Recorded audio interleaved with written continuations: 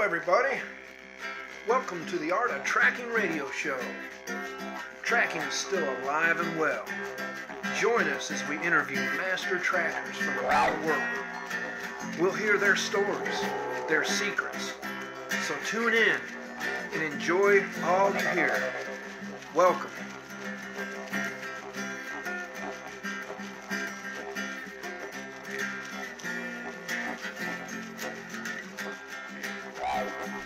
Welcome to the Art of Tracking radio show. Today, Filip Tkaczyk and I talk about teaching tracking and knowing ourselves. Filip has been learning tracking for most of his life and has been teaching tracking for 10 years now. He is the author of Tracks and Sign of Reptiles and Amphibians. Well, thanks for being on the show again, Filip. You're welcome, Garth. It's a pleasure. We had a lot of fun recording the last show about my herp tracking book, and I was excited to do another podcast with you. Yeah, so today's topic is how people learn in teaching tracking. And it looks like we kind of listed out a bunch of stuff here you wanted to talk about. Yeah, there's a lot of concepts and ideas and terms, a common language that we use as trackers, and that I find is really useful for us to know as individuals, but also especially when we're teaching others about tracking and sharing about tracking.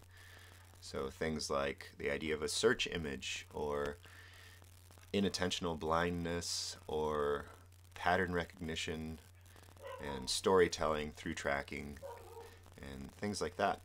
Yeah, so you've been teaching tracking for at least 10 years now. That's right. And I imagine that you've probably learned about these over time, or did you start out with all this kind of awareness, or?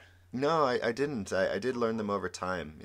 I back in college, I was doing a undergrad in wildlife science, and I was also very curious about psychology. So I did a lot of psychology classes as well, in a large part to learn about myself as a human being, and how I worked, but also about how other people worked. I think my draw to tracking was also my draw to naturalist skills in general, and that comes down to observation and understanding what we see and how things work, and that includes people.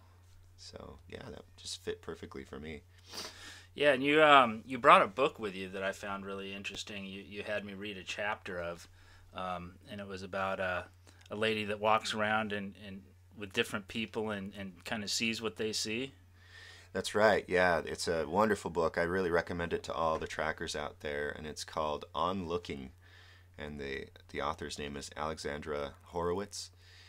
And the idea is that in each chapter, she walks around in a major city. It's usually New York City, around her neighborhood, with a person who is a specialist in their field. So there's a person who really knows printed language really well, really knows fonts really well. A geologist who, when he looks at buildings, actually sees what they're made of and can tell you the stories of them. She also walks with a tracker who happens to be the author of, or one of the authors of, the Insect Track and Sign book, which is Charlie Eisman. And in the discussions they have about what they see, they also dig into perception in general and awareness in general, and how we experience those things and why we miss a lot of things. And that really grabbed my attention and really inspired me. And I think it's not a book mostly about tracking, but it is about awareness. And I think that goes hand in hand with what trackers do and why we do what we do. So I really recommend that as a read to everybody out there. Yeah, and one of the things she mentioned in there was search image. And I think as trackers, that seems like a really important thing that we're always trying to improve upon. What are your thoughts on search image? Yeah, so search image is this idea of, some people also call it brain patterning. So it's this idea of having an expectation of what you're going to find in the landscape. And this can be negative or it can be positive. In the negative sense, if the only thing we see in a landscape, for instance, is the sidewalk or the people walking on the sidewalk, and as naturalists we want to see more, then we're going to have to shift our attention to these other things. And as trackers, when we walk into a landscape, our search image is for either specific tracks or specific spots that hold tracks or specific types of sign. And so it's a really useful concept to have in the back of our minds as we're walking around. And it starts with the idea of tracks being a disturbance in the general normalness or sameness in a landscape, right? So we're talking about something out of the baseline of how things are set up. So maybe the patterns in leaf litter are chaotic in a very particular way, and when an animal walks through, it causes a disturbance that then forms a pattern that we can see in that landscape. Or maybe we look at the bark of trees as we walk along, and they have a certain regularity to them, but then when we look closer, we notice that there are marks that are not matching that pattern, and maybe they're bear claw marks, or maybe they're some sort of other disturbance.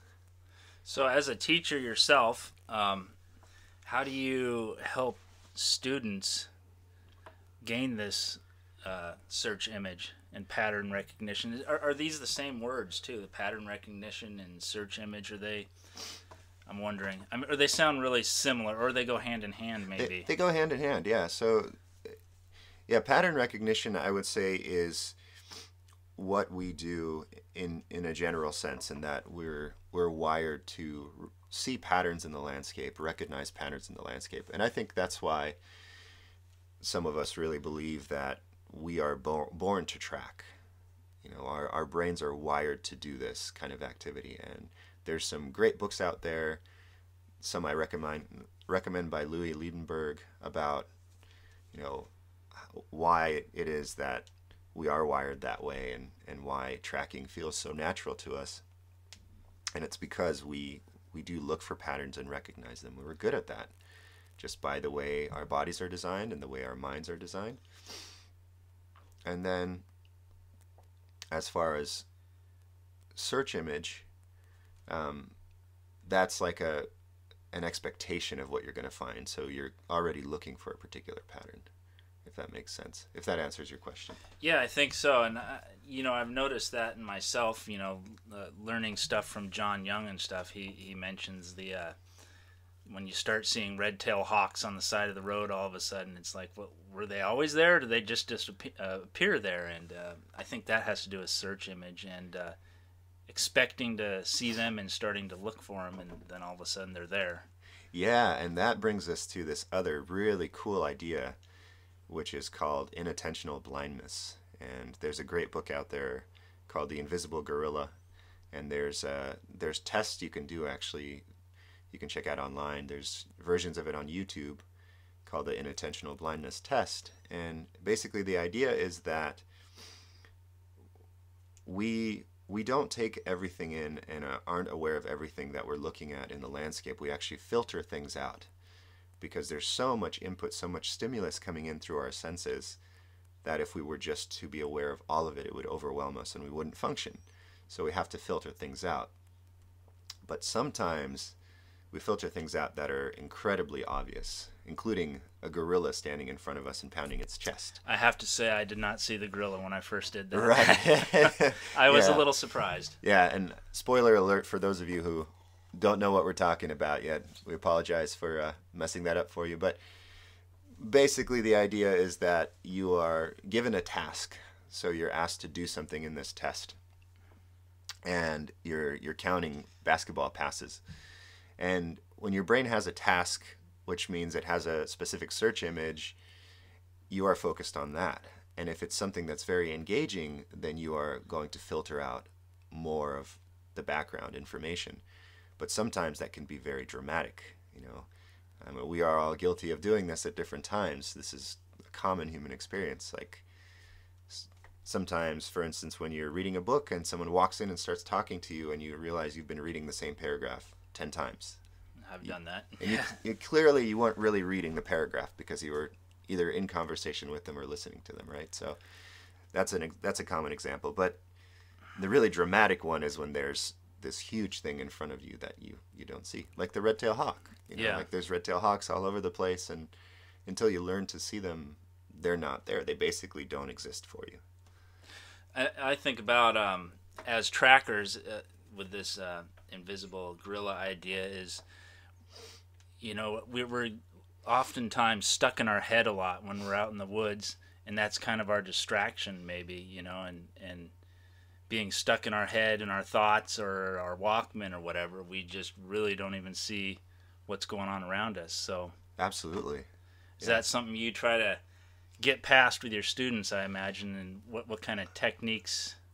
Yeah, I do. And I'm a big fan of really focusing on the process, learning the process of tracking, and I will admit that, as a tracker, as a beginner, and even now, there's still a tendency in me to want to name things immediately, right? So you see a track and you say, oh, that is a raccoon, or that is a dog, or that is a wolf track. But if you can resist that, and if you can hold off on that, and if you can just look at what's in front of you and take in as much information as you can and slowly process it, then your awareness starts to expand. And then you have an opportunity to get past this invisible gorilla problem, this inattention blindness problem. And so some of the things I do with my students when we come upon, say, a set of tracks on a sandbar or something like that, is I'll have them look at the overall pattern, and then I'll have them look at the pattern made inside of a single track. So like the pattern of the toes and the metacarpal pads or metatarsal pads, and I'll just have them look at shapes and also the spaces between the toes and the pads. And I might give them some words as tools, like names for these parts, but I want them to be looking at what's there, and I don't want their brain to be jumping to a name, because we all know as trackers and as naturalists that it's very easy to fall into this pattern of when you name something, then you think you know it and you walk away, right? So, oh, I know a robin. I've seen robins 10,000 times. I just walk by the one in my yard and I ignore it. And, we all do that. But we also miss a lot because of that. That robin might be way more interesting than you think, but you're not giving it the time of day. And when you're tracking, when you do that, then you end up actually missing vital information that's right in front of you. Yeah, and I imagine that so you're opening them up to tracking and observing with their eyes, and then at some point you probably, like yesterday we were out and you noticed a bunch of bird language that was really interesting with the chipmunks and stuff. So I imagine then you probably bring in another layer down the line of listening also. And yeah, absolutely. And this is another bias for us as human beings, is we're very eye dominant creatures, right? We love to look at things. We spend a lot of our attention focusing through our eyes, which is wonderful. I mean, the world is full of beautiful things and many experiences we can take in through our eyes. But we tend to put the other senses much lower down in terms of priority, sense of hearing and smell and touch and taste. And as a tracker, I think when you can bring those to the forefront more, like your sense of smell, for instance, which I'm always telling people, oh, do you smell that in the forest? Do you notice that smell? Or if you see a scat, which sounds funny to say, but if you see a scat, did it have a smell to it, a particular smell? And these are experiences that add these layers of information. And they also give us a richer experience. And what I found for myself as a perpetual student as well as a teacher is when you can make your experience richer, it's easier to remember details, right? So if you can engage more than just your eyesight, but your smell and your touch and your hearing, then when you go back in your memory, that memory is so much more rich. So it's not just, oh, I just remember these tracks. So it's not like just visual snapshots in your brain, but it's this, okay, I remember these tracks, but I also remember that the wind was blowing and that I could smell, the squashed blackberries that I stepped on, and maybe the dog poop that someone stepped in, or whatever it is, and heard the birds calling, and that is really, it's more fun, first of all, I think, but also it helps us to have better recall as trackers.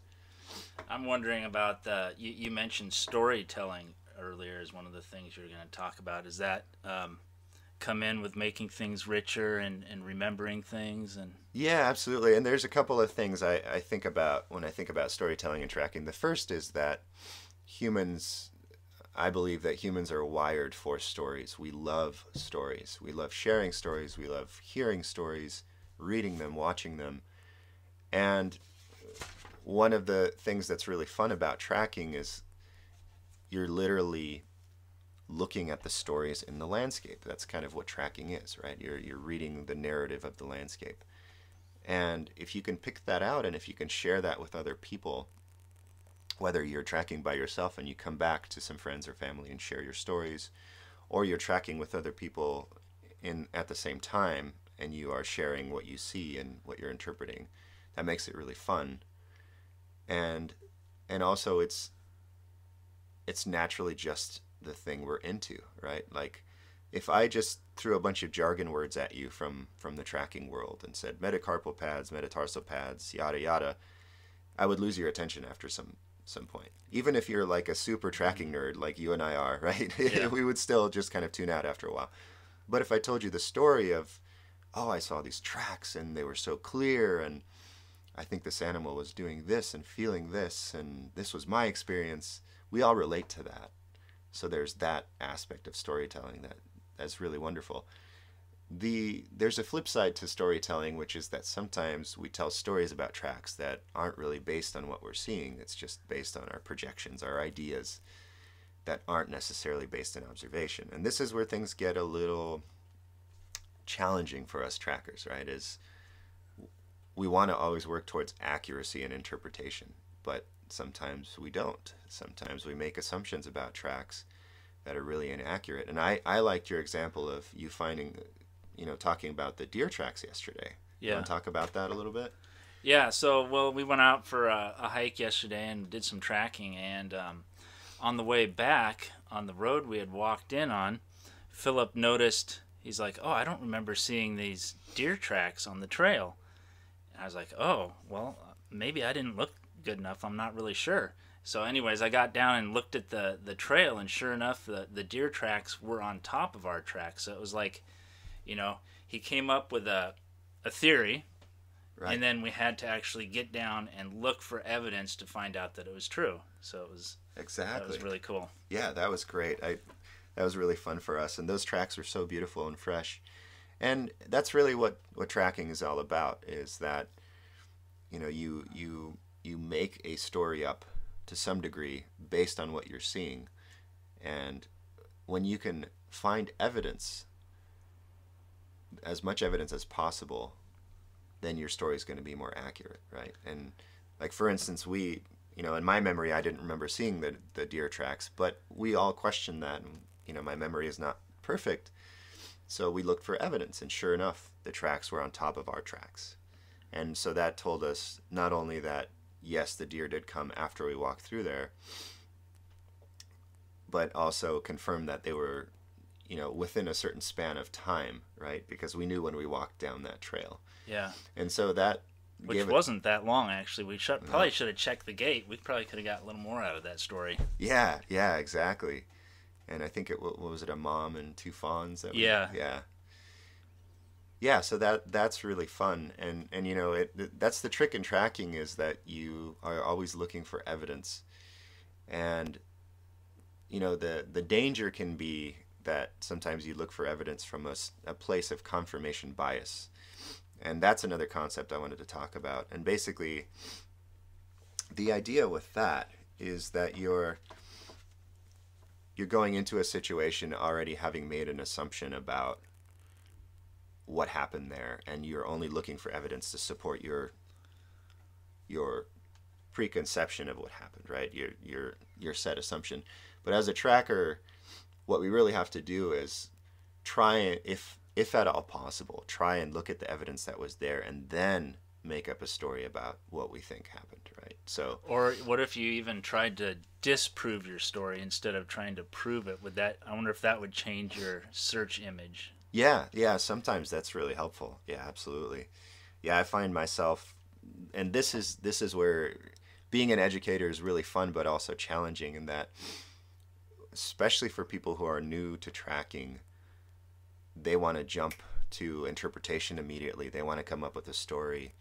And sometimes you'll see and on a beautiful river sandbar, you'll see trails that are crossing, maybe like a coyote and a deer, and even though the evidence that's there says something completely different, those students might jump to say, oh, the coyote had to have chased that deer because look, the trails cross, so they must have been there at the same time.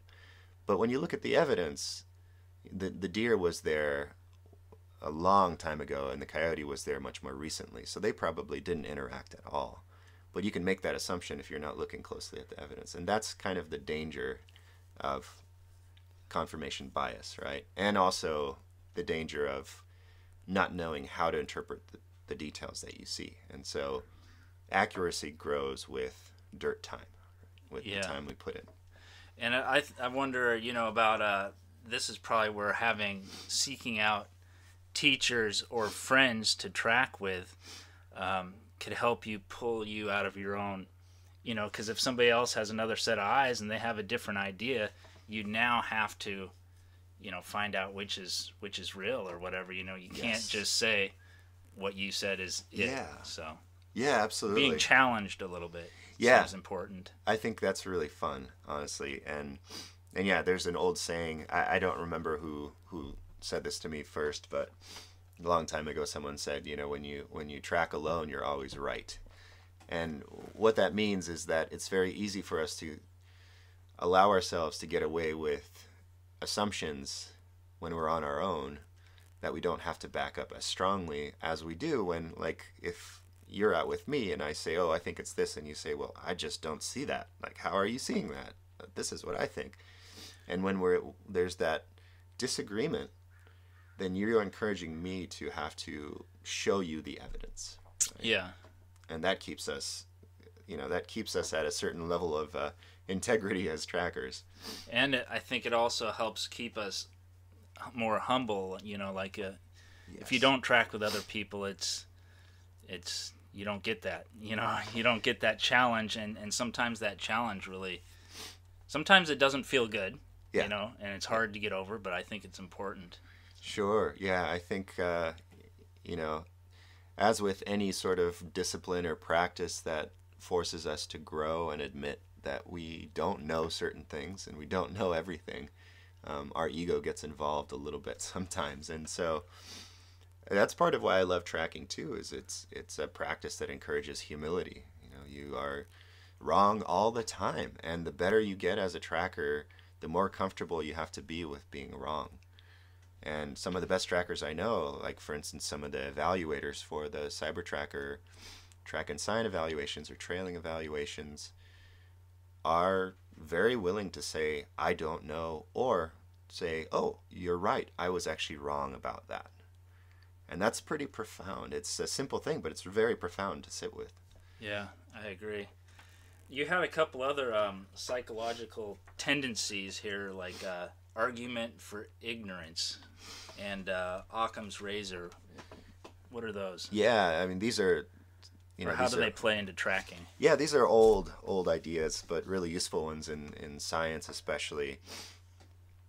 And the argument for ignorance, it's also called the appeal to ignorance, is this idea that someone argues for something being true even though there's lack of evidence for it. And the way I've seen it play out in the past is like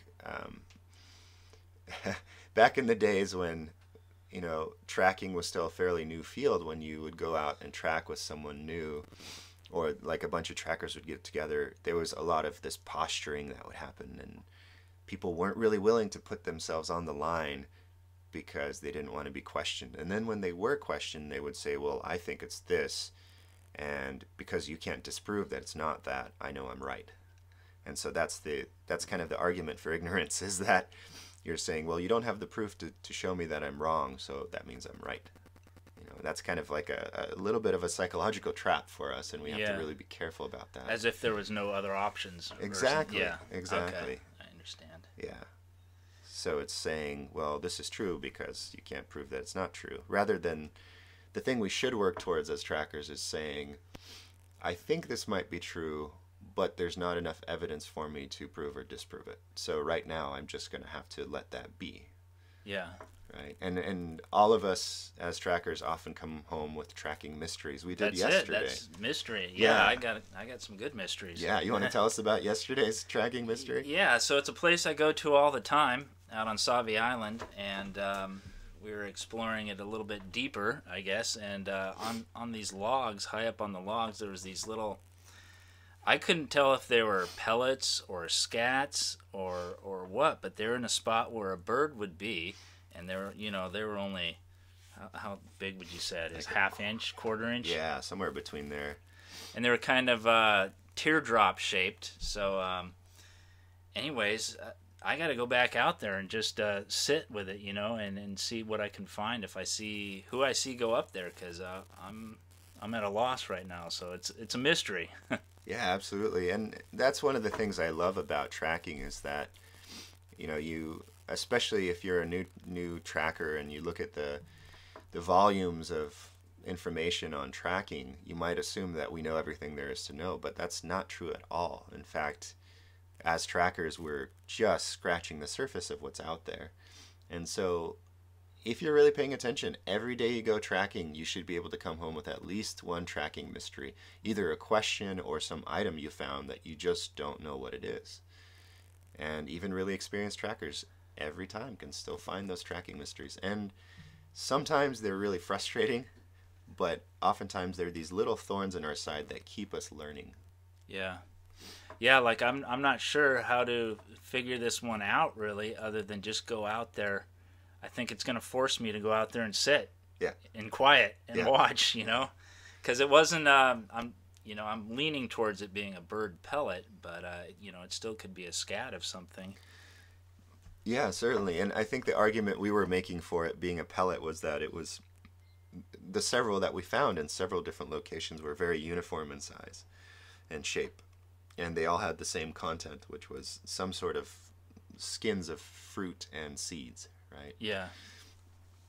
And we did find bird scat along with them in some spots. But these brown little balls didn't have any uric acid with them. And that I remember that was our argument for saying it probably isn't scat, because bird scat always comes out with uric acid. And we didn't get around to talking about Occam's razor, so I'll just really quickly touch on that. And it's this idea often used in science that the simpler hypothesis is generally the better one, right? And that doesn't mean that it necessarily explains everything away, but if we were to try and figure this out, and we created some really elaborate story about these little brown balls being, some sort of rabbit that suddenly no one has heard of and likes to climb to the tops of logs and climbs trees, that's probably a little less reasonable than saying it's probably a bird that likes to perch on top of these logs, right? So that's kind of that idea. Yeah. Yeah. We were watching a show that you brought the other day, and it really showed us like some of our actual physical limitations with our senses, and it was really fascinating. Some of our not just limitations, but some of the things that we're good at too, Yeah. That show is called The Human Senses. It's a BBC program, and this particular episode was about our sense of touch and our sense of sight. And one thing that I find helpful as a naturalist and a tracker is to know my physical tendencies and limitations. And one of those is that our eyes have a blind spot, which means we literally don't see through part of our eye. But because our eyes have blind spots in slightly different spots, when you put those two eyes together, then our brain can fill in that information. And it's crazy to think about because we don't notice this, but the way we look at the world is very choppy. Our eyes are moving at least 3 times a second, and they're putting together all these pieces. It's almost like our brain is stitching together information. Oh, that's fascinating. Yeah. Yeah. And so, it's to know that is to also come back to understand that, we take in more information than we consciously process, and that's the inattention blindness thing, right? And the invisible gorilla idea. And that part of that is because of the way our eyes are structured. So all these things kind of weave together or connected in a way. Absolutely, yeah. And that's why I think as trackers we should also try and study about ourselves, about our psychology, about our tendencies as human beings, but also as individuals. And I think that's part of the adventure of tracking is, tracking is looking at details in the landscape, but in order to be more accurate, you also have to look at yourself. Yeah, that's great. Yeah, absolutely. Thank you for talking about this, and this is really interesting stuff, and I think it's going to help out everybody's teaching and learning, just being aware of all this stuff. Oh, absolutely. This is so much fun for me. I love tracking. I love hanging out with you and talking about this stuff, and I hope that this stimulates conversations amongst all of us as trackers and naturalists, and that these are things we can play more with. I would love to hear other people's thoughts, and yeah, don't just leave this to our voices, but definitely add your own. Yeah, I'd love to hear from you. There's a lot of people out there that teach tracking, and they probably got their own good stories and ideas too. Absolutely, and I think that it would be wonderful for all of us as trackers to keep growing as a community and keep sharing our different approaches and our ideas, because the more we share, I think the stronger we will be as a community, and also the more skilled we'll all be together. I totally agree. All right, well, thanks a lot. You're welcome, Garth.